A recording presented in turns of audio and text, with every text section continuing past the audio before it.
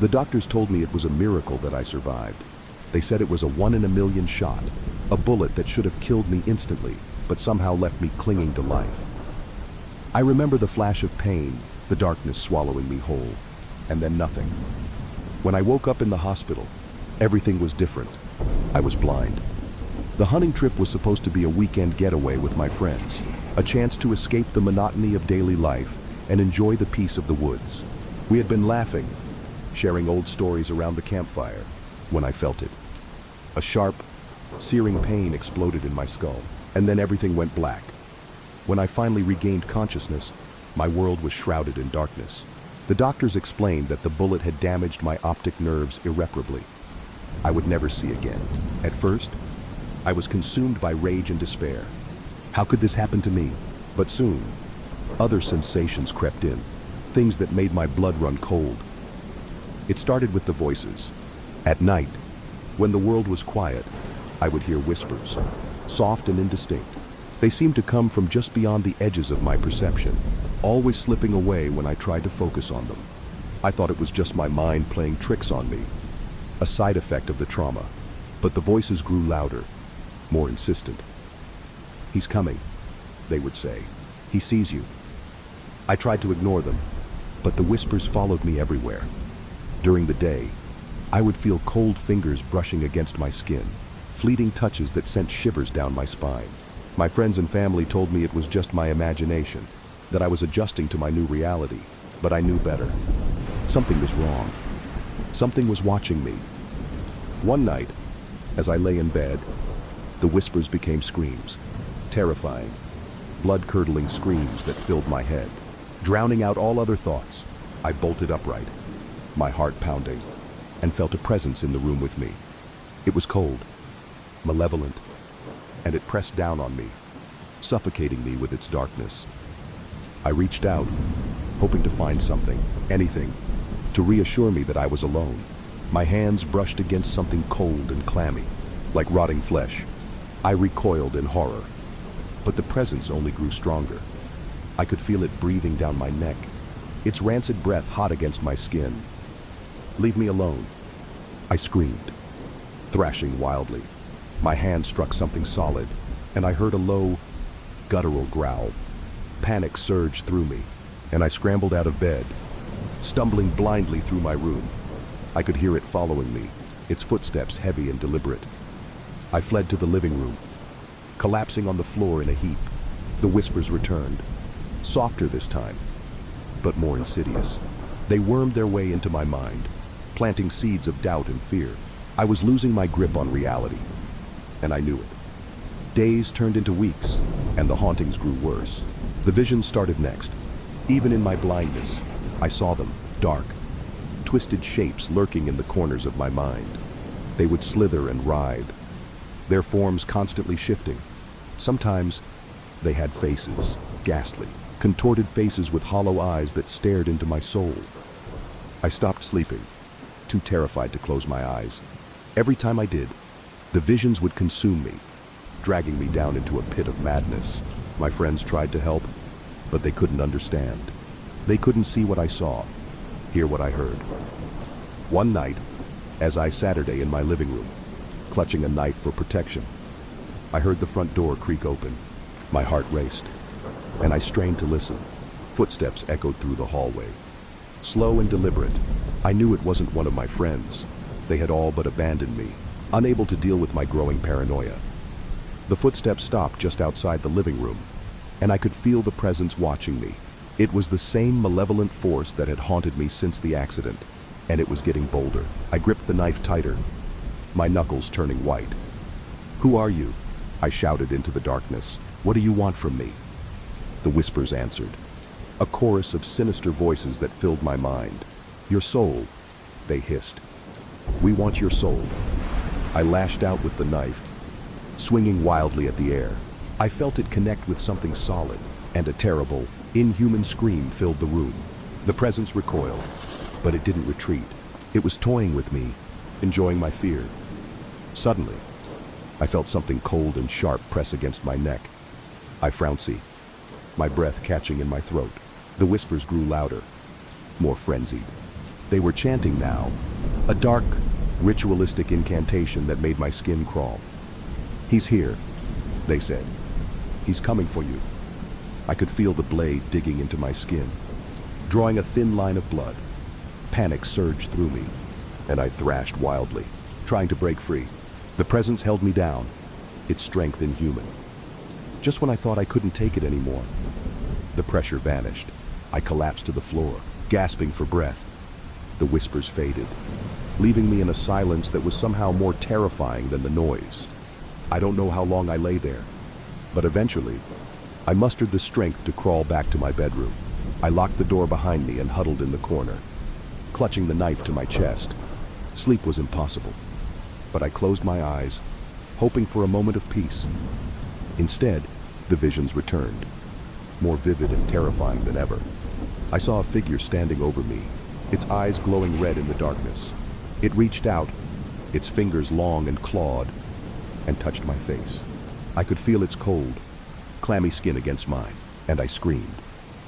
When I opened my eyes, the figure was gone, but the fear remained. I knew it was only a matter of time before it came back, before it claimed me completely. I was trapped in a nightmare, and there was no escape. The next day, I called a priest. I was desperate, willing to try anything to rid myself of the darkness that had taken over my life. He arrived that afternoon, a kind, older man with a gentle demeanor. He listened to my story without judgment, and then he began to pray. As he recited his prayers, I felt a strange sensation, a warmth spreading through my body, pushing back the cold. The whispers grew louder, more frantic, but I could feel their grip on me loosening. The priest sprinkled holy water around the room, and the darkness recoiled, hissing in anger. For the first time in weeks, I felt a glimmer of hope. The priest assured me that the presence was weakened, but he warned me that it was not gone. It would return, and when it did, I would need to be strong. That night, I slept for the first time in what felt like an eternity. My dreams were still haunted by the visions, but they were less intense, less real. I woke up feeling more rested than I had in months. But the reprieve was short-lived. The next night, the whispers returned, more sinister and malevolent than ever. The darkness was angry, vengeful. It wanted me to suffer, to pay for daring to defy it. I knew then that I couldn't fight this battle alone. I reached out to my friends, begging for their help. They were reluctant at first, but eventually, they agreed. We devised a plan, a way to confront the darkness and banish it once and for all. We gathered in my living room, candles lit, the air heavy with tension. The priest joined us, his presence a beacon of hope in the encroaching darkness. He began to pray, his voice strong and unwavering. As the prayers filled the room, the whispers grew louder, more frantic. The darkness writhed and twisted, lashing out at us.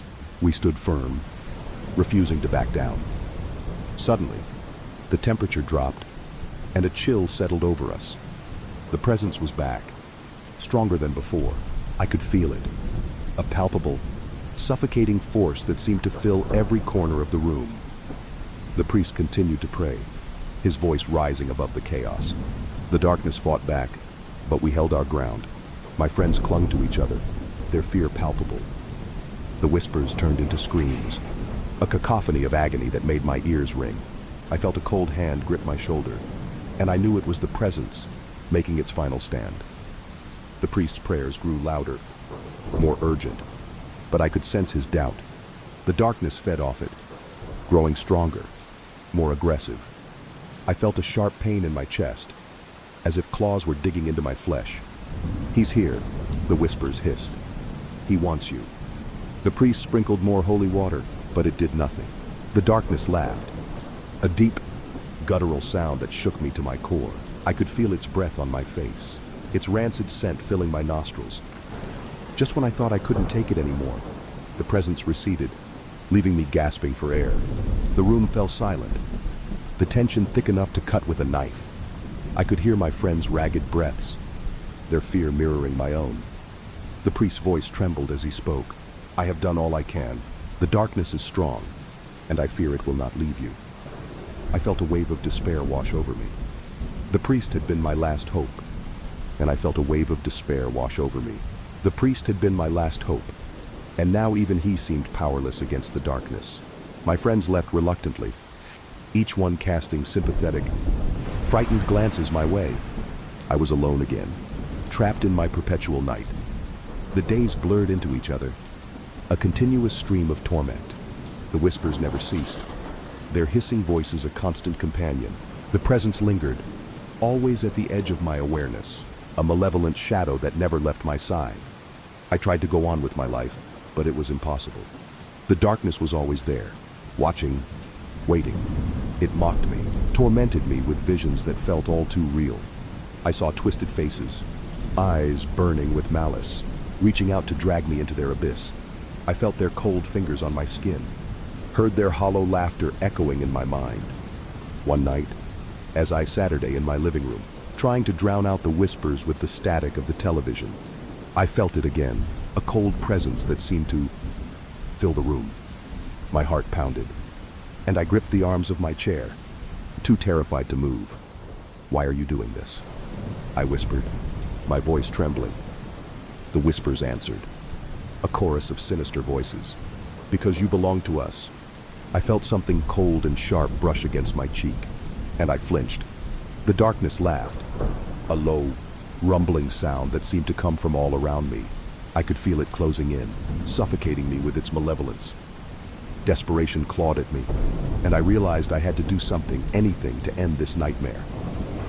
I remembered the priest's words, his warning that the darkness would return, but he had also said that I needed to be strong. Gathering every ounce of courage I had left, I stood up, my legs shaking. "You don't own me," I said, my voice barely more than a whisper. "I won't let you win." The darkness roared, a sound that shook the very foundations of my house. I felt a cold wind whip around me, and the whispers grew louder, more frenzied. But I stood my ground, refusing to give in to the fear that threatened to overwhelm me. "I banish you," I said, my voice growing stronger. "In the name of everything good and pure, I banish you." The darkness shrieked, a high-pitched wail that made my ears ring.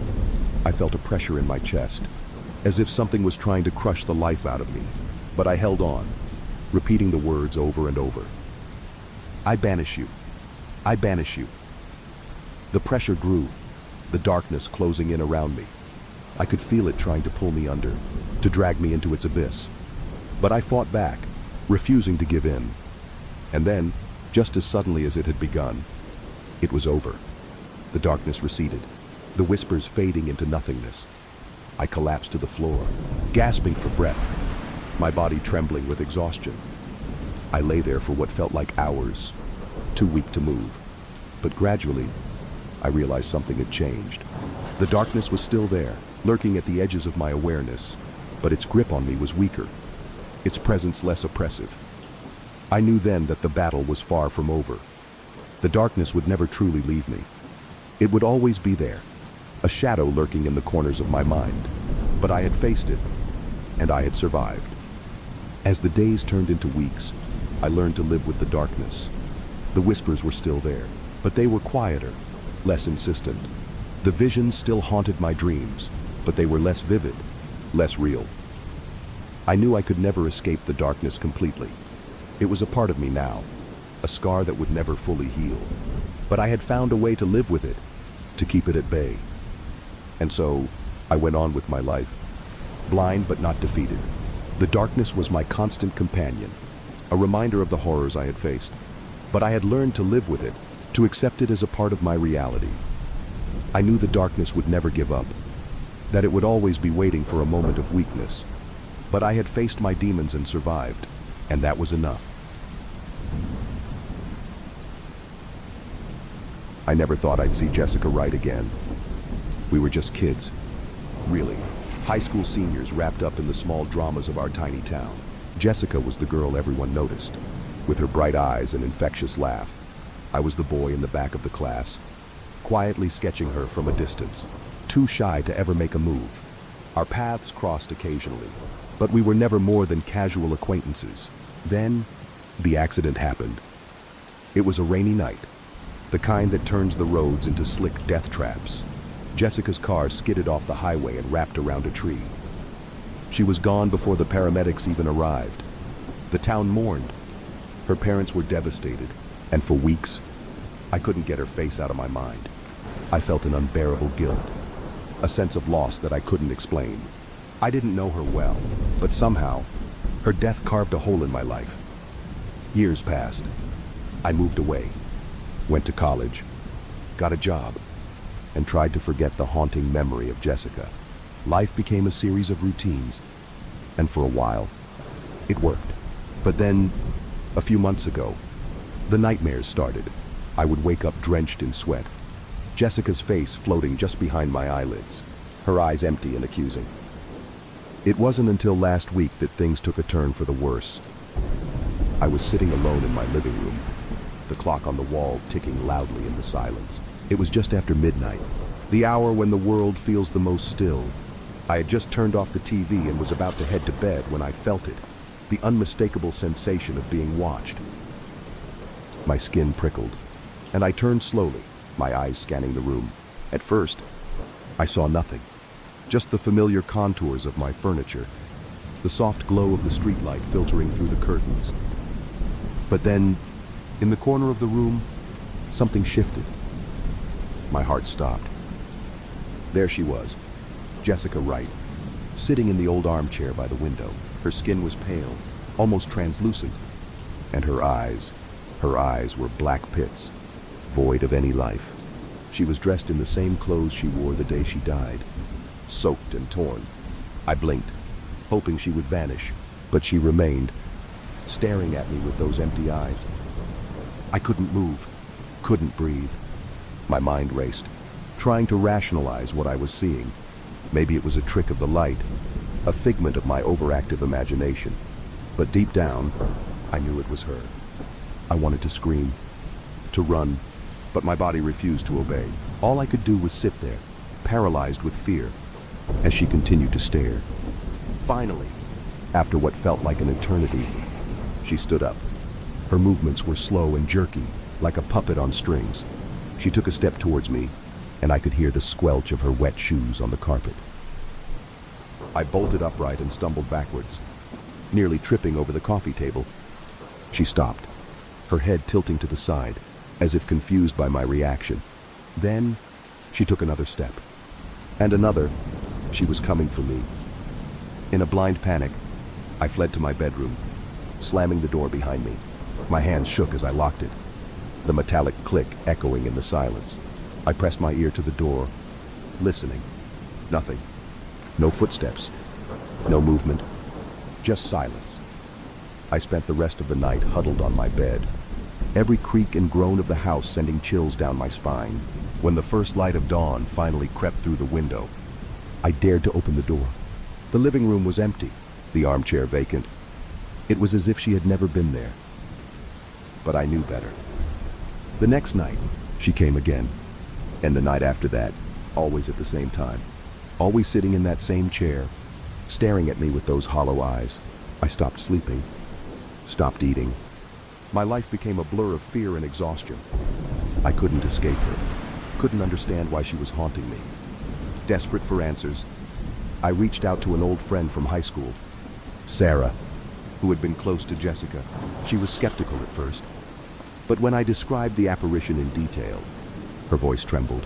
She admitted that she, too, had been having nightmares about Jessica, dreams so vivid they felt real. We decided to meet and try to figure out what was happening. Sarah suggested we visit Jessica's grave, thinking it might bring us some closure. That evening, we drove to the old cemetery on the outskirts of town. The air was heavy with the scent of damp earth and decaying leaves. As we approached Jessica's grave, a chill settled over us. The headstone was simple, adorned with fresh flowers. We stood in silence for a while, lost in our thoughts. Then, Sarah spoke up, her voice barely above a whisper. I never told anyone this, but the night Jessica died, we had a huge fight. I said some terrible things I can never take back. I think she's trying to tell us something, to make us understand. I nodded, feeling a sense of dread wash over me. I realized that I, too, had unresolved feelings, regret for never telling Jessica how I felt, for never getting to know her better. Maybe that's why she was haunting me, why she couldn't move on. We decided to hold a small ceremony, a way to say goodbye and ask for her forgiveness. As we lit candles and spoke our apologies, a strange sense of peace settled over the graveyard. I felt a presence, a warmth that hadn't been there before. That night, for the first time in weeks, I slept soundly. Jessica didn't visit me, and when I woke up, I felt lighter, as if a weight had been lifted from my shoulders. I hoped that we had finally given her the closure she needed. But my relief was short-lived. A few nights later, the nightmares returned, more vivid and terrifying than before. Jessica wasn't just sitting in the chair anymore. She was moving, coming closer, her eyes burning with an intensity that made my blood run cold. I could hear her voice now, a faint whisper that grew louder each night. "Help me!" I knew then that something was horribly wrong. Jessica wasn't at peace. She was trapped, and somehow, I was the key to her release. I delved into old town records, searching for anything that might explain her restless spirit. What I found chilled me to the bone. The night of Jessica's accident, she hadn't been alone. There was another car, another driver who had fled the scene. The police had never found the culprit, and the case went cold. Jessica's death was more than just a tragic accident. It was a murder. I shared my findings with Sarah, and together we dug deeper. We uncovered a name, someone who had a history of reckless driving and a known grudge against Jessica. Confronting him was our only option. We tracked him down, a shadow of his former self, living in a dilapidated house on the outskirts of town. When we confronted him with the evidence, he broke down, confessing to everything. He had been drunk, angry, and when he saw Jessica on the road that night, he lost control. He had been haunted by guilt ever since, but fear kept him from coming forward. We persuaded him to turn himself in, to finally face justice. The relief in his eyes was palpable, as if a dark cloud had been lifted. That night, as I sat in my living room, I felt a shift in the air. The clock struck midnight, and for the first time in weeks, Jessica didn't appear. Instead, I felt a warmth, a sense of peace that I hadn't known in years. I knew then that we had done the right thing, that Jessica could finally rest. But as I turned off the lights and headed to bed, I couldn't shake the feeling that this wasn't over. The shadows in the corners of my room seemed darker, the silence heavier. As I lay down, I heard it, a faint whisper, barely audible but unmistakable. "Thank you." I closed my eyes, hoping for a dreamless sleep. But deep down, I knew that some ghosts never truly leave us. They linger, waiting for the right moment to remind us of the past, of the things we can never change. And in the dead of night, when the world is silent and still, I can still feel Jessica's presence, watching over me, a reminder of the love I never had the courage to confess, and the girl who will forever haunt my dreams. A few months ago, my friend Ria got a call from an unknown number. Her security app said that it was from someone named Sarah.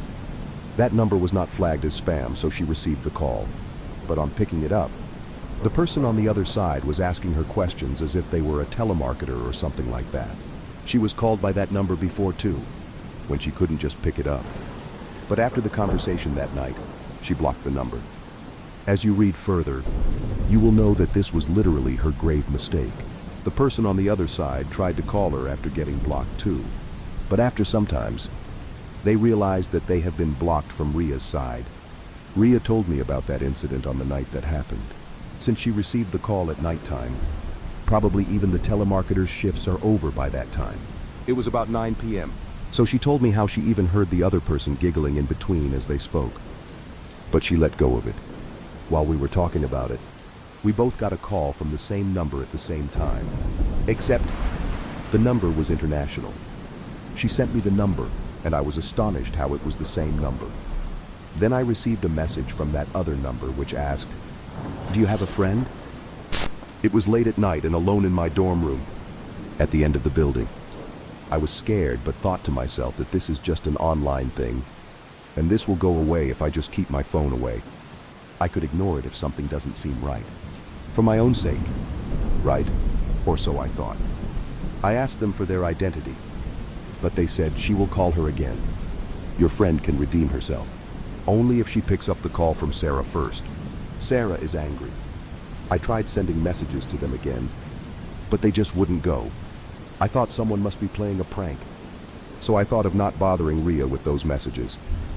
A few days after, I tried calling Ria, but she just wouldn't pick up.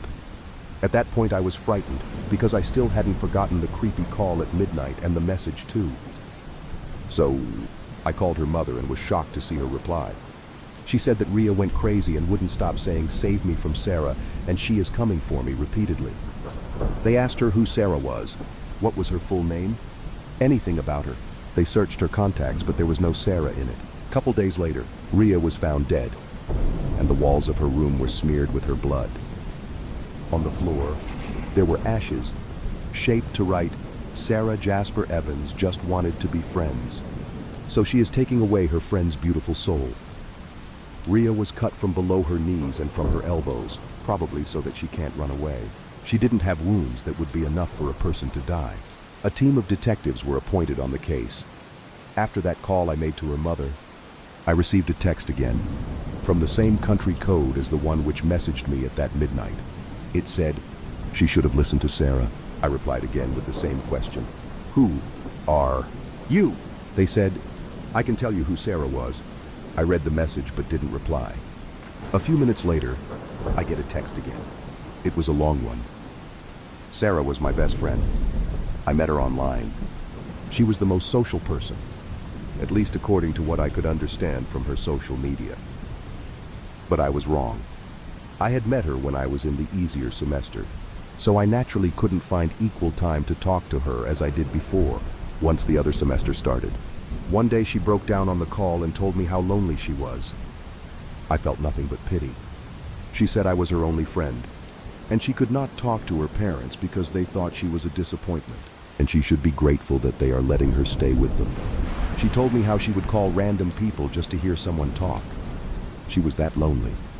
She would call people as a telemarketer or anything. She liked people, but she couldn't step out to meet any in real life because her parents made her very conscious of her looks. The most courage she had ever shown in her life was when she got a job. She changed her name to Sarah Jasper Evans from Sarah Singh because she wanted to be unique, and she thought her last name was too common. She came from an Indian family. She hated people blocking her though. She would go to any height for getting herself unblocked. Once it so happened that a person from her school... Okay, just leave this, let's not talk about it. But yes, Sarah could also turn violent sometimes. But she for sure valued friendship over anything. I think that is a lot that I told you about her. Now let's come to the story you want to know. Sarah killed herself. I know that because she sent me a message before doing so. It read, "Thank you for being my best friend, for life and beyond." I was scared receiving that. I thought that it might be a prank. Then I searched from the news in her area, and I found out that she had indeed died, in a very disturbing way. But she didn't die alone. She took away another person with her.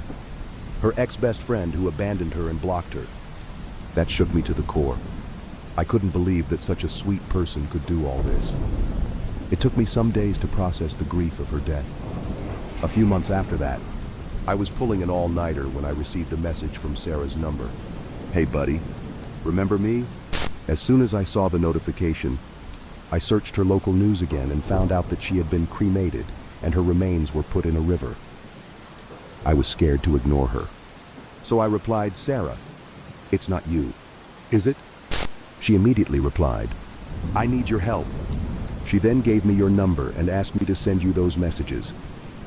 I had no idea what was going on, but I just went with it because I was scared. She then ghosted me, yet again. Tonight, I got a message again. She asked for a final favor. The first message that I sent you. Sarah told me what happened, what she did with Ria. She did it because Sarah figured that Ria blocked her. She read it from your posts online where you told the world how nice your friend Ria was. And she traced your number from somewhere and Ria's from you. Just like you'd be wondering now. I never understood the how part too. I am so sorry for you losing your friend. Sarah was a very possessive friend. I am so sorry about everything. Hopefully Sarah lets me free now. But if you ever get a call from her, do not ignore her. Wish you the best. I was shivering after I read this message. My hands went numb. I saw the Polaroid photo of me and Ria that I had next to my bed. Except the scribbles on it changed. Do you have a friend? Our nightmare began on a Thursday afternoon. My husband Jason and I were heading to Maine for a much-needed week-long staycation at his family's lake house. We hadn't had a proper vacation in ages, thanks to the COVID-19 pandemic and other life stresses. Little did we know, this trip would be far from the relaxing break we had anticipated. I overpacked as usual, stuffing the trunk and frunk of our car with everything we might need. Jason, ever the minimalist, packed only the essentials. We left Ohio around 2 p.m., knowing it would be a long drive to Maine. We mapped out our route, prioritizing charging stations, which unfortunately added extra time to our journey. A few hours in, Jason noticed we needed to stop at the next charging station as our battery was running low. I was relieved because I needed a coffee and a restroom break. We pulled into a generic gas station with a few charging stations beside it. Jason plugged in the car and went inside to get my usual coffee order. Meanwhile, I headed to the restroom. As I was finishing up, a man entered and looked at me with a creepy smile. Oh my, what a handsome young man, he said. I'm 31 but look much younger, often mistaken for someone in their late teens. I awkwardly thanked him and hurried out. To my discomfort, I noticed the man had followed me out of the restroom. I quickly walked back to our car where Jason was watching Netflix while the car charged. The man glared at me, making me uneasy, but I kept it to myself. We charged for another 30 minutes before hitting the road again. Around 8 p.m., I noticed a black sedan had been following us for the past hour. Feeling paranoid, I mentioned it to Jason. He reassured me, reminding me we were on a highway, which calmed me down a bit. I tried to shake off the feeling and eventually fell asleep. When I woke up, we were in New York. I was surprised we hadn't stopped to recharge in Pennsylvania, but we needed to find a charging station soon.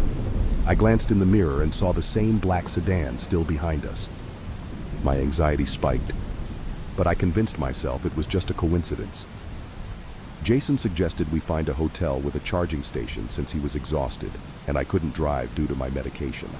We found one in Massachusetts. After a quick stop at a gas station for coffee and snacks, we headed to the hotel. Jason dozed off again as I watched some Netflix, trying to keep my nerves in check. The hotel turned out to be more of a motel, old yet modern. Jason collapsed onto the bed the second we entered our room. I went out to the balcony to admire the night sky and get some fresh air. From there, I could see the parking lot. 4 vehicles were parked, presumably the receptionists, the caretakers, our car, and a black sedan. My heart sank. It was the same car. Fear gripped me, but I tried to convince myself I was being paranoid. I went back inside, locked the balcony door, and lay down next to Jason. I woke up to violent banging on our door, far from a housekeeping knock. Terrified, I shook Jason awake. He immediately went into protective mode, instructing me to call 911.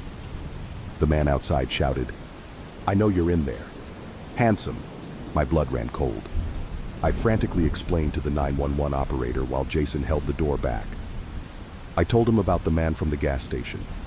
Jason fought to keep the door shut, but the man was relentless. Suddenly, the door burst open, and the man charged in. Jason tackled him, yelling for me to lock myself in the bathroom. I didn't want to leave him, but knew I had to. The operator tried to calm me as I heard the struggle outside. Then, I heard Jason cry out in pain, followed by a heavy thud. My worst fears seemed to be coming true. Fueled by adrenaline, I grabbed the nearest object for a weapon. I wouldn't let this man hurt Jason or escape. I burst out of the bathroom and saw the man trying to flee. I attacked him with everything I had, blinded by rage and fear. The police arrived just in time, pulling me off him and securing the scene. Jason was alive, though badly hurt. We spent the rest of the night giving statements and at the hospital. We later learned the man was a sexual predator with a history of stalking and harassment. His primary targets were young men. Thankfully, he was caught and put behind bars indefinitely. Jason and I didn't get our staycation, but we did survive to tell the tale. A tale that still sends shivers down my spine every time I recount it.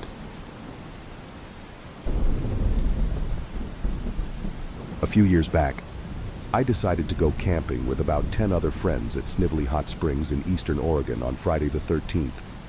Also a full moon. The trip was only a little over an hour, and I had work the next day. So I decided I wasn't going to drink much so I wouldn't be hungover in the morning.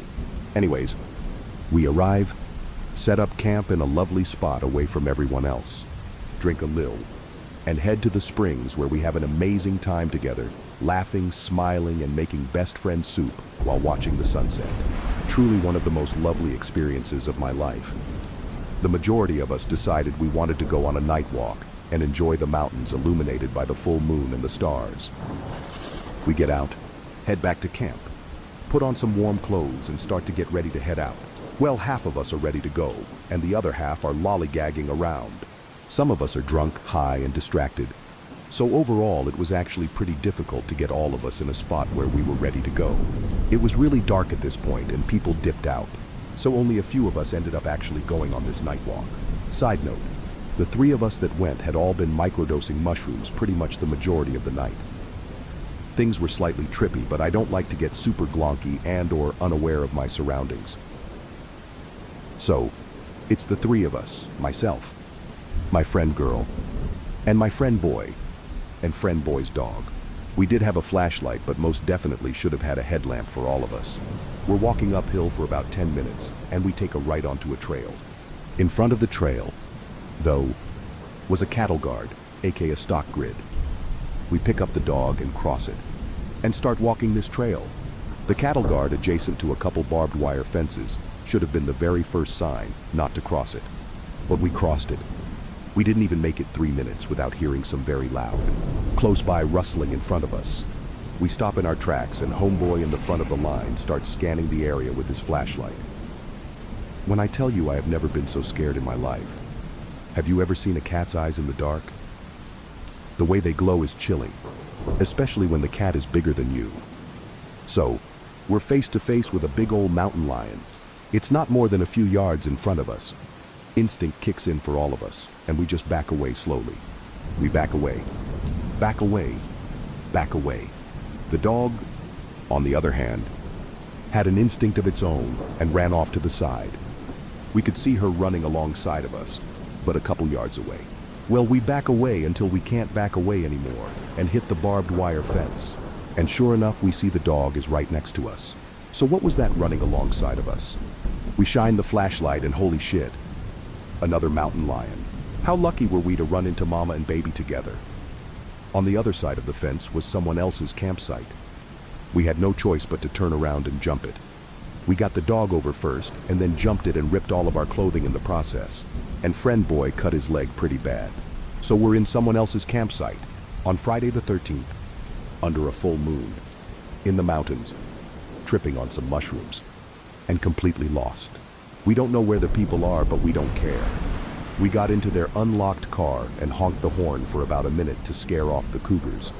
We made sure to clearly yell and let any and everybody around us know that we weren't robbers and that there were cougars close by.